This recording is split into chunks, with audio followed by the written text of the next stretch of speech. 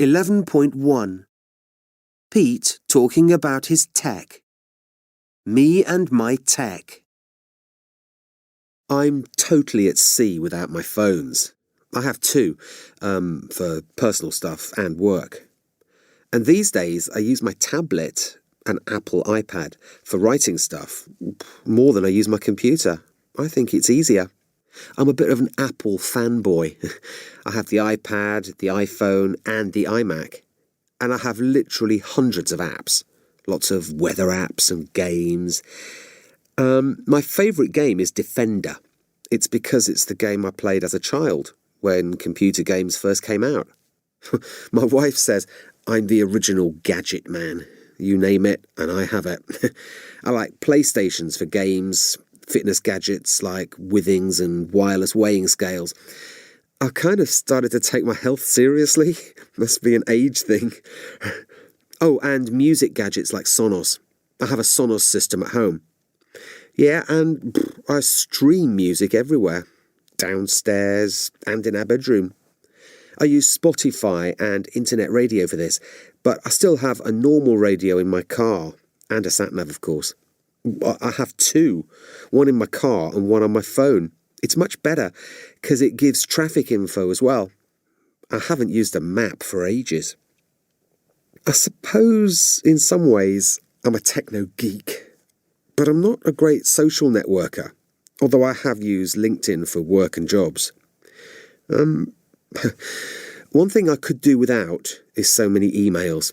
I get thousands a week, mainly work, but it really bugs me the way colleagues in the same office email you rather than pick up the phone or walk over and have a proper conversation. It's weird. Technology both connects you and isolates you at the same time. You can connect with friends and family all over the world. You can Facebook or Skype them, and that's great. But then you see couples in restaurants, both on their phones, and not communicating with each other. My wife and I make a point of conversing fiercely across the table when we're out together. More than we do at home. There's so much tech around already, it's difficult to keep pace with it all, so I have no idea what the future holds. Time travel would be brilliant. I'd like to go backwards, not forwards, maybe to just after the war in London. That would be interesting. Or better still, back to a really great Wimbledon tennis final. I'm not sure about 3D printers. Well, my son, he's 8, says he'd use one to make all the Lego bits he's lost. Sounds like a good idea to me. I suppose the future is this Internet of Things thing, where you can run your whole house via the internet, sit at work and turn the oven on, or mow the lawn with a robot lawnmower. But heck, we'll all become so unfit, so unhealthy. Mind you, I suppose I'll still have my fitness app. Actually, I've changed my mind. I'd like to time travel 100 years into the future just to see what happens technology-wise. What on earth will the world be like? 11.2 The Internet of Things. You and Yours. This is You and Yours, Radio 4's consumer programme. If you've got a smartphone and a laptop, they'll be connected to the internet when they're switched on. And it's predicted that by 2020, lots and lots of other things we use will also be connected. Things as varied as rubbish bins, car parks, roads and fridges. It's being called the Internet of Things. And Ofcom, the communications regulator, is predicting that up to 50 billion things will be linked to the web by the end of this decade. Lots of people have stuff that's linked already. Here's Christian Payne, he's a technology blogger. It's early days for the Internet of Things, and yet there are so many things talking on the internet right now. More things than people, in fact. Stood at the side of a busy road in London, and it wouldn't surprise me at all to find out that many of these cars and vehicles are at this moment connected to the internet, whether it be through their tracking devices or their navigation apps, which are logging and reporting and recording data, not just for the user in the vehicle, but also other people wanting to know about traffic conditions and journey times ahead.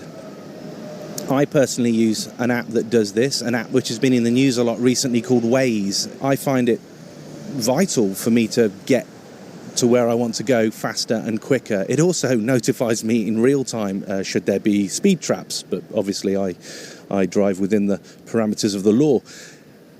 I can also see other drivers using the same app, and it's kind of comforting to know that there are people as geeky as me logging data as they drive. Around my neck at the moment I have an autographer, an automatic camera, which for bloggers, it's a normal device. It enables you to document your day in images which can connect to your mobile phone and be shared very easily to social spaces where you can keep a record of events that you want to remember personally, but you can also share that with anybody with an internet connection.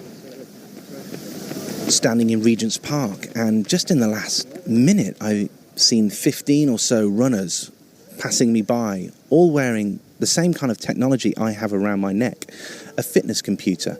Some of them are just using their mobile devices, some of them have wristbands, but what these little computers are doing are logging speed, location in some instances, how many calories they're burning, how active they are, and this will stream to the internet, perhaps through their mobile device, and enable them to compete with their friends.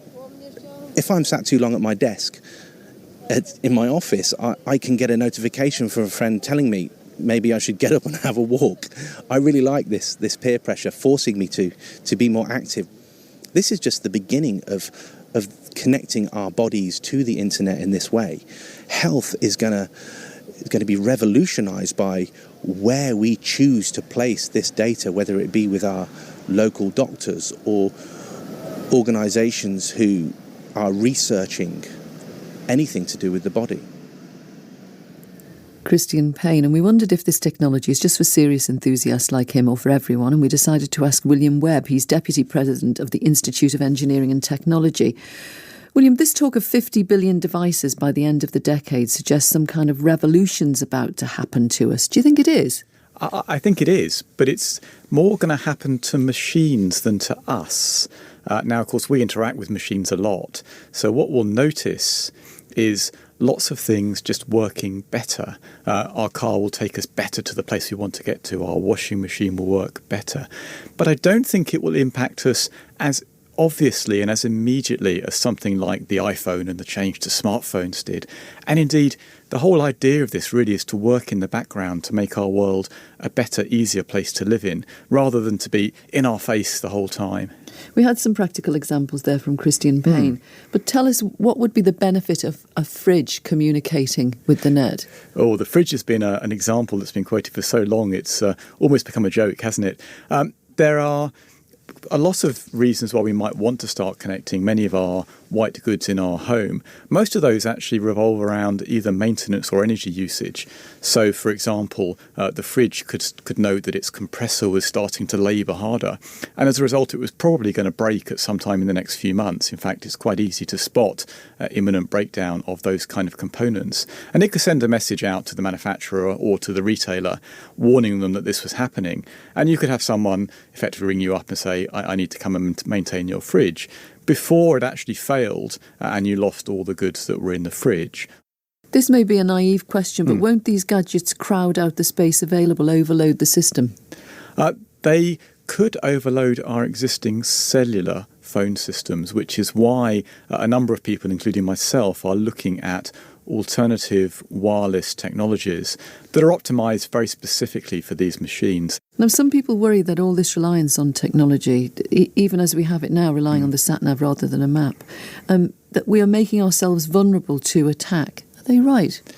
Well, we're certainly getting much more reliant on all sorts of technology. Now, of course, this is nothing new. We've become reliant on electricity over the last century. We've become reliant on the internet over the last decade. And if either of those two systems went down, I think people's lives would be dramatically altered. And I think what tends to happen is, at first, people don't rely too much on these new things. So when you first got your sat-nav, you probably also kept the map in the car just in case the sat-nav didn't work. And then progressively over time, you become more reliant on it as you see that it is more reliable. But we do need to make sure, absolutely, that we are safe against all kinds of potential failure, either from terrorists or failure that might be caused by software errors or lack of electricity or similar kinds of things. William Webb, we must leave it there. William Webb, Deputy President of the Institute of Engineering.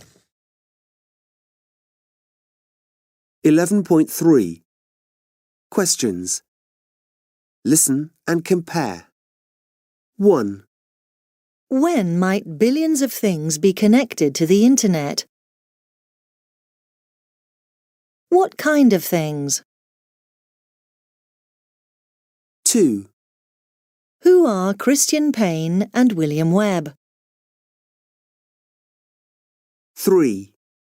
What does Christian find comforting? 4. Where does he wear his autographer? 5. What does he wear it for? 6. How many runners did he see? 7.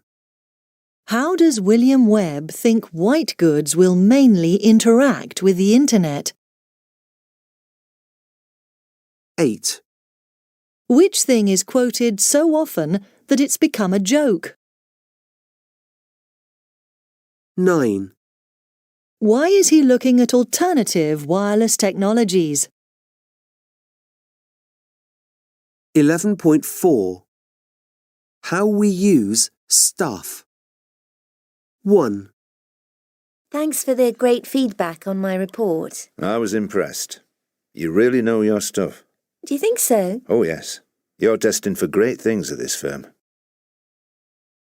2. What sort of stuff do you get with your new car? Oh, all the usual stuff. Sat-nav, DAB radio, leather seats. Doesn't sound like the usual stuff to me. You should see my old banger. 3.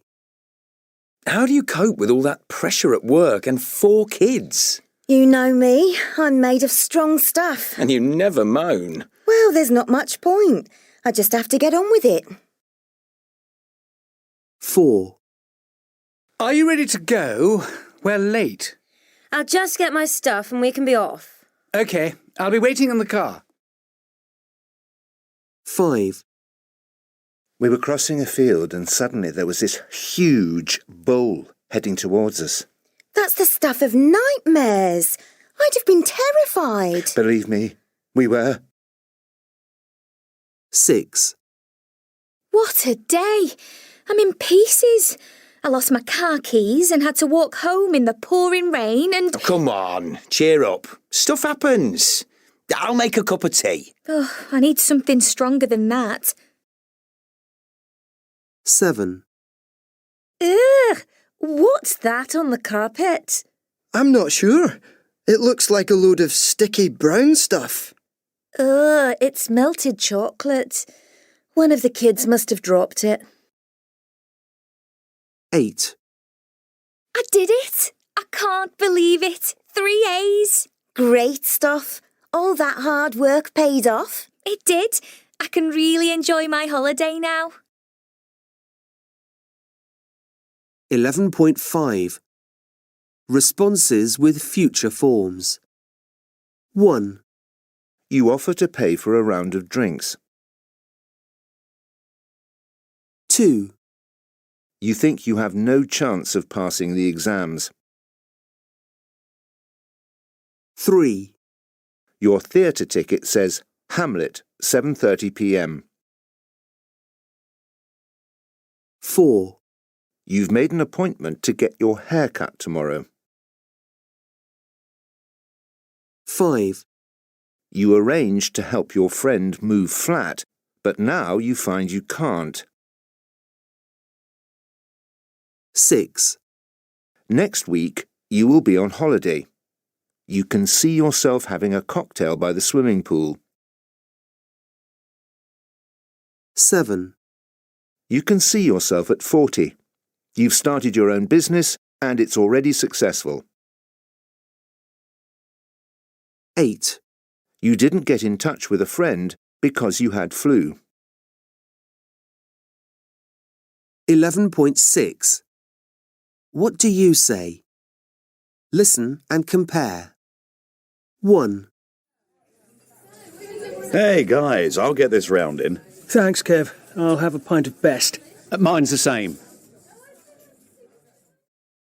2, I really don't think I have a chance of passing the exams. I'm definitely going to fail. No, you won't. You say that every time and you do brilliantly. 3, Hurry up, the play starts in half an hour. I can't find my ticket anywhere. We don't have them. We booked online. We're collecting them at the box office. 4, I know, my hair's a mess, but I'm getting it cut on Saturday. Not before time. You can talk, look at yours. 5, I'm really sorry. I know I was going to give you a hand with your move, but... Yeah, and boy, do I need help. I know you do, but I've just learnt I'm working in the Paris office next week and I can't get out of it. Oh, never mind. It was good of you to offer. But I'll help you with the decorating when I'm back. Thanks, that'd be great. 6, Can you believe it? This time next week, we'll be sipping cocktails by a swimming pool. Yeah, before going out for an amazing meal in an amazing restaurant overlooking the sea. And paying amazing prices. 7, I'm aiming high. By the time I'm 40, I'll have set up my own business and I'll be earning a fortune. Wow, you've really got your future sorted. Yeah, I simply won't consider failure. I admire your confidence. I haven't a clue what I'll be doing when I'm 40. 8, I'm so sorry. I was going to get in touch and say let's meet for coffee, but I've had flu. Not to worry. I'll meet you next week. Just say where and when. Well, I was going to suggest the Cafe Nero, near your work. Fine. Is Tuesday okay for you? 11.7. Antonyms. Listen and compare. 1, One of my cats is quite tame and domesticated. Ouch! The other is totally wild. You can say that again. 2, I've always been successful at work, but my private life is a total failure. Oh, you're being very hard on yourself. 3, His ability to make money is admirable. However, I have nothing but contempt for the appalling way he deals with his employees. I agree 100%. 4, At first, they thought it was a genuine Da Vinci sketch, but it turned out to be a fake. What a blow! 5, I find it difficult to relax. My life is so hectic. So much to do, so little time. You've got to learn to slow down. 6, I was sure I'd seen her before. I didn't recognise her face, but her voice was familiar. Who was it then? 7, This road is straight for a while, but then it winds uphill for 2 miles. This is the last cycling holiday I have. 8, I know most people are very keen on travelling, but I really loathe it. I'd rather stay at home. Would you? I wouldn't. 9, You thought she dropped the vase accidentally, but believe me, it was on purpose. No, surely not. She'd never do that. 11.8. Marge's diary. Gee, what a waste. When you're through with the book, you just throw it away, I guess. Our television screen must have had 1 million books on it, and it's good for plenty more. I wouldn't throw it away. Where did you find the book? In my house, in the attic. What's it about? School. School? What's there to write about school? I hate school. Why would anyone write about school? Because it's not our kind of school, stupid. This is the old kind of school that they had hundreds and hundreds of years ago, centuries ago.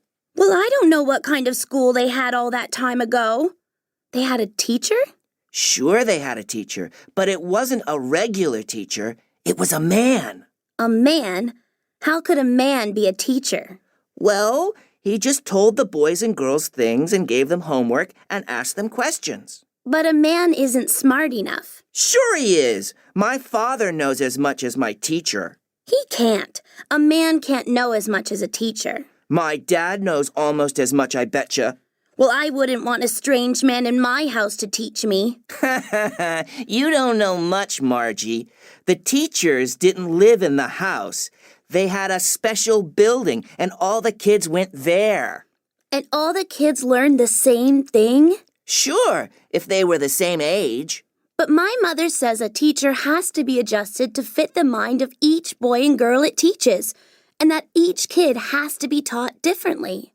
Just the same, they didn't do it that way then. If you don't like it, you don't have to read the book. I didn't say I didn't like it. Margie, school. Not yet, Mama. Now. And it's probably time for Tommy, too. Tommy, can I read the book some more with you after school? Maybe.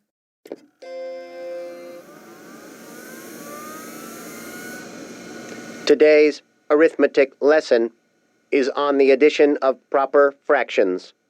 Please insert yesterday's homework in the proper slot. Oh. When we add the fractions, 1/2... Oh, how the kids must have loved it in the old days with a real teacher and other kids. What fun they had. Which we find on the blackboard.